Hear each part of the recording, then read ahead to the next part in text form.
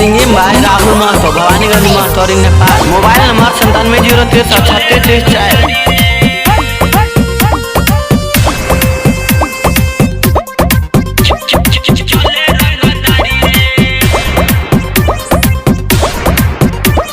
छोट बावे जातई तो पर सब भारी रे, छोट बावे जातई तो पर सब भारी रे।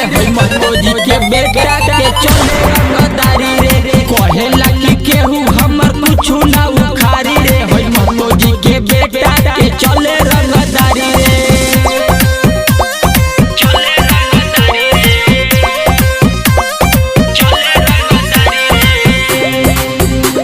सिंगिंग भाई राहुल महतो, भवानीगंज महतो, नेपाल। Mobile number 9703363334।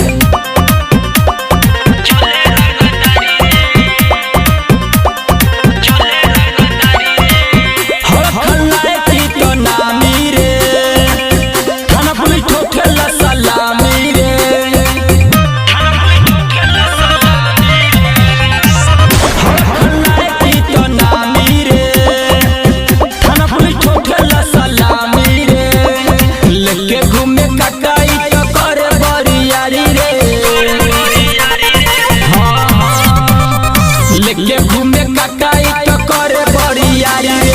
मनोजी के लइका के चले रंगदारी रे, कहेला कि केहू हमर कुछ ना उखारी रे। मनोजी के बेटा के चले रंगदारी रे।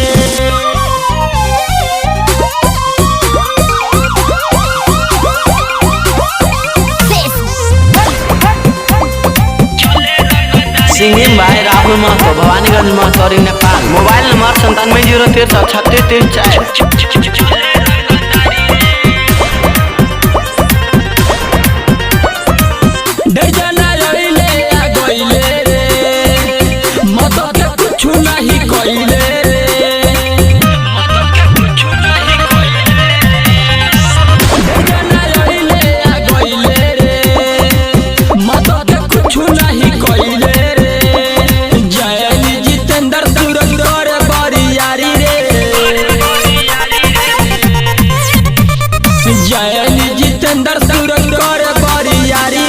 मनोजी के लइका के चले रंगदारी रे, कहेला कि केहू हमर कुछ ना उखारी रे। मनोजी के लइका के चले रंगदारी रे। छोट बावे जातई तो पर सब भारी रे, छोट बावे जातई तो पर सब भारी रे। मनोजी के बेटा के चले रंगदारी रे, कहेला कि केहू हमर कुछ ना उखारी रे।